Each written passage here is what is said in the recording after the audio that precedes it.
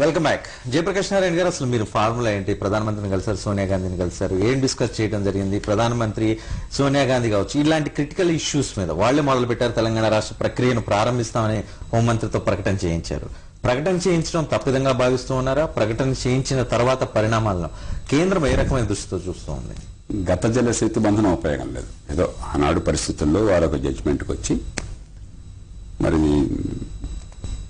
ఒక నాయకుడి ప్రాణం కాపాడాలి, దీనివల్ల ఉద్రిక్తతలు పెరుగుతాయేమో, మనం వెంటనే ఏదో మనకపోతాయని చెప్పని ఒక నిర్ణయం తీసుకున్నారు. దానికి మనం ఎందుకు జరిగింది ఎలా జరిగింది చెప్పిన తర్వాత పోస్ట్ మార్టం వల్ల చేసుకుంటారు.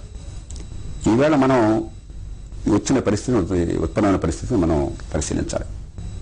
నేను ఇందాక చెప్పినట్టుగా కొందరు గట్టిగా ఒక రాష్ట్రం కావాలని, మరికొందరు గట్టిగా రాష్ట్రం ముక్కలు కాకూడదని గట్టిగా పట్టుబట్టినప్పుడు ఇద్దరిని ఏకకాలం సంతృప్తిపరచడం సాధ్యం కాదు. ఎవరో ఒకరిని ఇబ్బంది పెట్టాలి, అందరినీ ఇబ్బంది పెట్టాలి సమానంగా. మీరు ప్రజాస్వామ్యంలో ఒకళ్ళ గెలుపు ఇబ్బంది పెట్టడం అనేది అవకాశం కరెక్ట్. ఎందుకంటే ప్రజాస్వామ్యంలో ఒకళ్ళ గెలుపు ఇంకొకళ్ళ పరాజయం అని చెప్పినది ఎప్పుడు కూడా ఒక వ్యవస్థ ముడుచుకోలేదు. అందరికీ పాక్షిక విజయాలు రావాలి, అందరూ కూడా సర్దుబాటుకు సిద్ధపడాలి. ఏ రకంగా సాధ్యమవుతుందా? ఇద్దరిని ఇబ్బంది పెడుతూ అది ఇక్కడ రాష్ట్రాల నిర్ణయం కావాలి. దానికి వస్తాను నేను. ఏ రకంగా అవుతుంది సర్దుబాటు అని చెప్పింది మీరు నేను చెప్పలేము, జ్యోతిష్యం చేయలేం. రకరకాలుగా సినారియోస్ ఉన్నాయి, వెళ్తే రాష్ట్రంలో అందరూ కూర్చొని నిర్ణయం చేసుకోవాలి. కానీ జాతీయ స్థాయిలో చేయవలసింది ప్రస్తుతం టెంపరేచర్ తగ్గించడం. అదే అన్ని పార్టీలు, చిరంజీవి గారి పార్టీ, టీడీపీ, కాంగ్రెస్ పార్టీ ఏకపక్ష తీర్మానం ద్వారా అందరూ కూడా మీకెందుకు మేము చేసేస్తామంటే పాపం వాళ్ళు నమ్ముంటారు. ఆనాటి పరిస్థితి కూడా అందరూ కావాలన్నారు కదా, మన మందమైంది అని చెప్పి వాళ్ళు చేస్తుంటారు. ఇవాళ చూస్తున్నాం మనం, చిరంజీవి గారు అంత గట్టిగా మాట్లాడుతున్నారు. ఆనాడు మేము వెంటనే సిద్ధంగా ఉన్నామని చెప్పిన మనిషి వాళ్ళు అంత గట్టిగానే వాళ్ళు ఎట్టి పరిస్థితుల్లో ప్రాణం పోయినా కూడా మేము ఒప్పుకోమని చెప్పి అంటున్నారు. అప్పుడు తెలియలేదు పాపం ఆయనకి, ప్రజలకు సంబంధించిన ఆవేదన మూడు తెలియలేదు, తెలుసుకోలేకపోయాడు. ఆయనతో పాటు చాలా మంది రాజకీయ నాయకులు తెలుసుకోలేకపోయారు. తప్పలేదు. అంటే ప్రజల మూడు ఎట్లా ఉంటే వెళ్ళిపోతాం మనం, మనకేం పెద్ద మనకు ఒక పద్ధతి అక్కర్లేదు, మనకు ఒక మార్గం అక్కర్లేదు. ప్రజల మూడుతో సంబంధం లేకుండా రాజకీయ పార్టీల వాళ్ళ విధానాలు, రాజకీయ పార్టీల వాళ్ళ నిర్ణయాలు ఉండాల్సిన అవసరం ఉందా? ప్రజల మనోభావాలకు అనుగుణంగా రాజకీయ పార్టీల మనోభావాలు ముఖ్యం. కానీ నేను 2001లో 8 ఏళ్ల క్రితం కరెక్ట్ గా ఇదే సమయంలో డిసెంబర్ మాసంలో కెన్యాలో రాష్ట్రపతి ఎన్నికలు జరుగుతుంటే దాని పరిశీలకుడిగా వెళ్ళాను నేను, అంతర్జాతీయ సమాజం తరఫున. ఆనాడు కిబాకి ఇప్పుడు రాష్ట్రపతిగా ఉన్న ఆయన ప్రతిపక్షంలో ఉండి పోరాడుతున్నాడు. ఆయనతో పాటు అనుచరుడిగా పోరాడిన ఆయన ఇప్పుడు ప్రధానమంత్రిగా ఉన్న ఆయన రేలా ఒడింగా. కిబాకి యాక్సిడెంట్ అయితే రేలా ఒడింగా వచ్చి నన్ను కలిశాడు ఆనాడు. ఇద్దరు కలిసి పోరాటం చేశారు. ఈయనేమో కికుయు తెగ, రేలా ఒడింగానేమో లోవు తెగ. మీకు గుర్తుందో 2006 చివరిలో 5 ఏళ్ల తర్వాత మళ్ళీ ఎన్నికల్లో గందరగోళం జరిగిందని చెప్పి 2007లో అంతర్యుద్ధం జరిగి కొన్ని వందల మంది కేవలం తెగ కారణంగా ప్రాణాలు పోగొట్టుకున్నారు. అంతర్జాతీయ సమాజం ఏం చేసింది? ఆ దేశంలో పక్కన పెట్టండి, బయట సమాజం కూడా చేసింది. బుద్ధున్నా మీకేమైనా తెగల పెట్టి చస్తారా అని చెప్పని ఆయన రాష్ట్రపతిగా, ఆయన ప్రధానమంత్రి కూర్చుని పడేవాళ్ళ ఆ దేశం మళ్ళీ పరిపాలన చేసి ఇద్దరు నాకు బాగా తెలిసిన వాళ్ళే. కెన్యాలో జరిగింది. అలాగే 3-4 ఏళ్ల క్రితం, 7-8 ఏళ్ల క్రితం మనం చూసాం రువాండా, బురుండి, 2 తెగలు, టూట్సీ, హూటు. కేవలం తెగల వేరైన కారణంగా 8 లక్షల మంది తల నరుక్కుని చచ్చిపోయారు. అద్భుతమైన లేక్ విక్టోరియాలో 8 లక్షల మంది శవాలు తేలాడినాయి. అంటే ప్రజల భావాన్ని బట్టి, టూట్సీ, హూటుల్ని బట్టి ఆ రోజు మనం నిర్ణయాలు చేసుకుంటే ఇది ప్రజల భావం అని చెప్పని, కికుయు, లవ్ ట్రూబులో తన్నుకు వస్తుంటే ఇదే భావం అని చెప్పి చేసుకుంటే ఇదే ప్రపంచానికి గర్వించేది.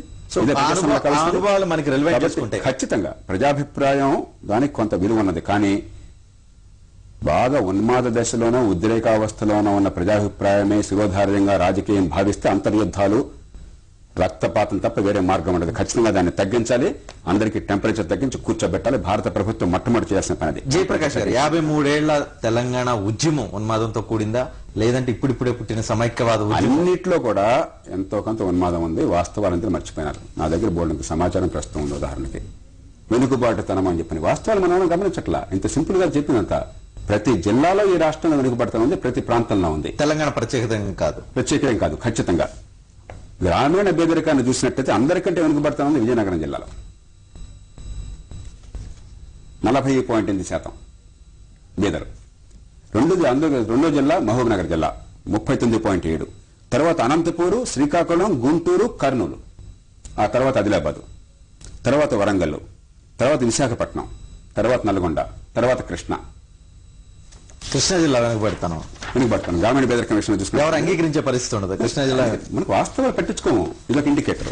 ఇంకో ఇండికేటర్ చూడండి, 32 ఇండికేటర్లతో అకాడమిక్స్ ఆంధ్రులు కాని వాళ్ళు, ఈ రాష్ట్రానికి చెందిన వాళ్ళు స్టడీ చేస్తే 1997లో అన్నిటికంటే కూడా డెవలప్ డిస్ట్రిక్ట్స్ పద్ధతి చూసినట్టయితే నల్గొండ, రంగారెడ్డి, చిత్తూరు, నెల్లూరు, కరీంనగర్, నిజామాబాద్, మెదక్, కడప, పశ్చిమ గోదావరి, కృష్ణా ఆర్డర్లో.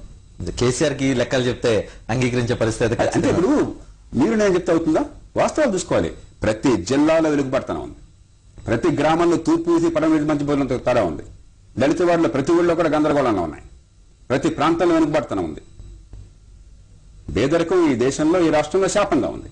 దుష్పరిపాలన, అవినీతి, మన దుర్మార్గపు విధానాలు, విద్య మీద అరగిన శ్రద్ధ పెట్టకపోవడం, అధికారాన్ని కేంద్రీకృతం చేయడం అవి ప్రజలకు శాపంగా పరిణమించాయి. కానీ మేము ఇప్పటి వరకు గత నెల రోజులుగా చాలా సీరియస్ గా వింటూ ఉన్నాం. ఆంధ్ర ప్రాంతానికి సంబంధించి కొంతమంది పాలకులు, ముఖ్యమంత్రులుగా ఉండబడిన వాళ్ళు దుర్మార్గాలు చేసి తెలంగాణ ప్రాంతాన్ని అణిచివేసి తెలంగాణ ప్రాంతంలో ఎవరికి గ్రామాలకి అక్కడ ఉన్న ప్రాంతాలకి అభివృద్ధి జరగకుండా అడ్డుకోవటం వల్ల, లేకపోతే ఆంధ్ర ప్రాంతానికి సంబంధించి వచ్చిన పెట్టుబడిదారులు ఇక్కడ వ్యాపారాలు విస్తృతంగా చేసి తెలంగాణ ప్రాంత వాళ్ళని దోచుకోవడం వల్ల తెలంగాణ ప్రాంతం వెనకబోయిందని గత నెల రోజులుగా రాష్ట్ర ప్రజలందరూ ఓదరగొట్టి వింటూ ఉన్నారు.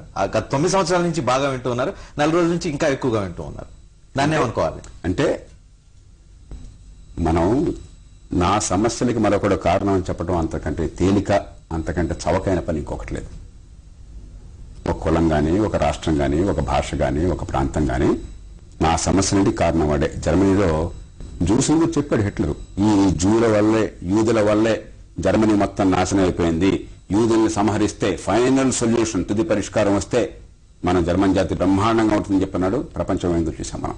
వివిధ స్థాయిల్లో ప్రతి జాతి, ప్రతి తెగ, ప్రతి భాష, ప్రతి ప్రాంతం కూడా వాడెవడో దుర్మార్గుడు, నేను మంచివాడు, తెలుగు వాళ్ళంతా కలిసి అరవాడెవడో మనకు అన్యాయం చేస్తున్నాడు. ఉత్తర దళంతా కలిసి దక్షిణ దళంతా అన్యాయం చేస్తున్నారు. దక్షిణ దళంతా మనంతా ఇన్సాన్ కూడా ఇది సహజమైనటువంటిది ప్రవృత్తి. ఢిల్లీలో పంజాబీలండి అంత పనికిరాలండి. పంజాబ్ వాళ్ళేమో వీళ్ళంతా దక్షిణ మద్రాసీలండి పూర్వం అనుకునేది. ఈ మధ్య కాలంలో తర్వాత కొంచెం ఏదో ఇంటి రామారావు వాళ్ళ పుణ్యం అని చెప్పిన తెలుగు వాళ్ళు ఇంకోటి వచ్చింది. అంచేత ఒకళ్ళు ఇంకొకళ్ళని ద్వేషించటమో లేకపోతే వాళ్ళు వేరే అనుకోవటమో ఇది సహజంగా ఒక తెగల ప్రవృత్తి. మనం మానవ సమాజంలో ఆధునికీకరణలో భాగంగా, ప్రజాస్వామికీకరణలో భాగంగా ఇది కాదయ్యా, మనుషులందరికీ ఒకే రకమైన ఆశయాలు ఉంటాయి.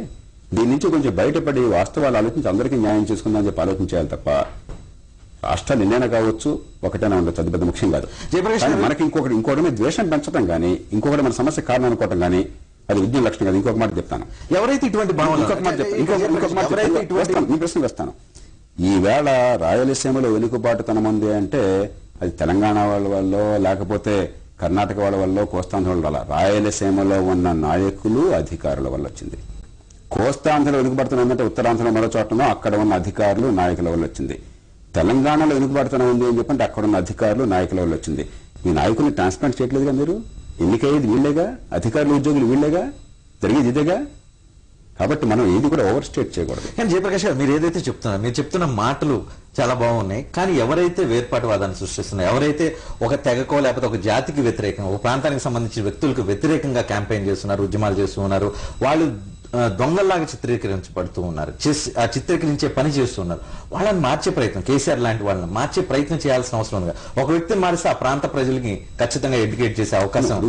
ఒక వ్యక్తి అందరూ చెప్పాడు ఇందాక, తెలా పాపం తలా పిడికడు. ఈ పాపంలో ఏదో ఒక రూపంలో ఓట్ల కోసం సొమ్ము చేసుకోవడం కోసం పాప ఆయన చేశాడు. ఆయన మొట్టమొదటి నుంచి మంచి చెడు వాదన చెప్తున్నారు.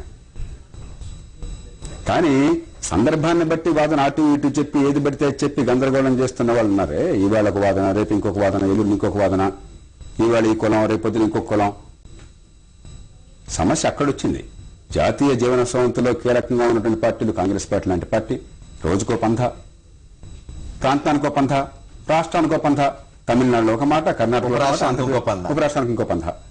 సరే, తెలుగుదేశం పార్టీ ఈ దేశ రాష్ట్రంలో తెలుగు మాట్లాడే వాళ్ళందరికీ చెప్పిన తెలుగుదేశం పార్టీ ఎన్ని విన్యాసాలు చేస్తుందో మనం చూసాం. కాబట్టి ఏ ఒక్కరు మనకూడదు. మేము జయప్రకాష్ ఇప్పుడు కింకర్తవ్యం ఏమనుకోవాలి? ఒక కేంద్ర ప్రభుత్వం ఒక అనౌన్స్మెంట్ ప్రకటించింది. ఈవేళ ఇటుగాని అటుగాని మొగ్గటం ఎవరికి సాధ్యము కాదు. ఈవేళ టెంపరేచర్లు తగ్గించి అందరూ ఒక టేబుల్ చుట్టూ కూర్చుని ప్రశాంత వాతావరణంలో వాస్తవాల ఆధారంగా నిజాయితీగా ఏ సర్దుబాట్లు కావాలో ఆలోచించాలి. ఇచ్చి పుచ్చుకునేటువంటి ధోరణి ఉండవలసిందే. దానిలో ఏ మాత్రం కూడా దానికి షరతు లేదు. అది ఈ చర్చలో ఎవరెవరు ఇన్వాల్వ్ కావాలి? ప్రజాప్రతినిధులు, ఎమ్మెల్యేలు, ఎందుకంటే పార్టీలకు ఇప్పుడు ఇవాళ విశ్వసించకపోయింది. ఏ పార్టీ ఎవరో దేవుడికి అసలు పార్టీలు ఉన్నాయో రాష్ట్రంలో ఇవాళ మీరు ఏం చెప్తారు? ఇప్పుడు పార్టీని బట్టి ఏమైనా విధానం ఉందా? ఒక పార్టీకి ఏమైనా విధానం ఉందా? ఏ పార్టీకి ఆ పార్టీ వాడి ఇష్టం స్థానికులను బట్టి వాడు అరాచకత్వం వర్ధిల్లుతున్నది ఇవాళ.